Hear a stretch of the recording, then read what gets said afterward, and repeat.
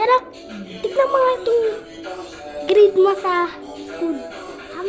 Ang baba, ang bagsak. Ang grades ko. Papakita ko sa'yo, ha?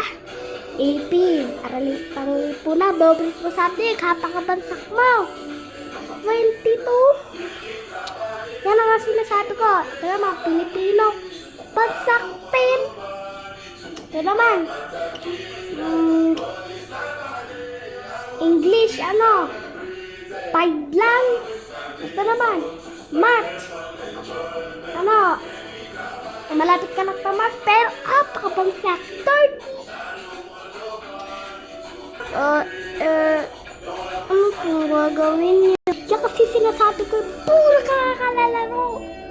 Ay mo, intindihin yung kakaaral mo. Di papakita mo laro-laro. Di mabubuhay sa yan. Tignan mo nga yung kapatid mo. Napakataas ng kay lalaki. Ano niya? Sagot niya. Math, 100. Ito naman. ESP. 99. Ito naman. Math, 80. Ano pa? Filipino, 100 rin. Pati math, 100 rin. Take ka pa ng kapatid mo. Dapat mansay yan. Si Kuya Bansak. Tignan mo ng kapatid mo rin. Si Kuya. Kapatid mo. Si Sa.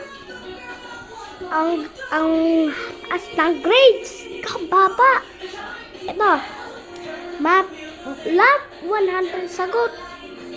Kahit walang 10, 0, 1, 2, 3, 4. Huwag na huwag kang lalabas ng bahay kahit kailan. Nag-aaral mo, ha? Opo. Ayun na nga, umaga na kaya mag-siklet. Ready na ka.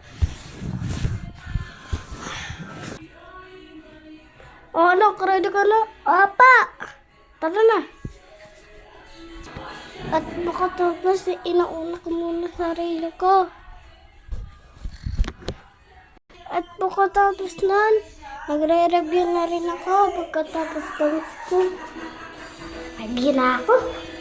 Titignan natin kung anong score marks dito, ha.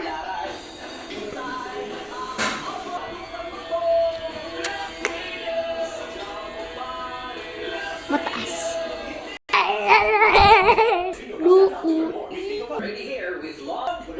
Math 100. English 99. Mape 88. Naman English at Filipino 100 din. ESP 100 trip. Aba, pwede na ako maglaro. Wow. At pwede ka nang lumabas at maglaro. Nagapo ba na? Yes, laro na ako.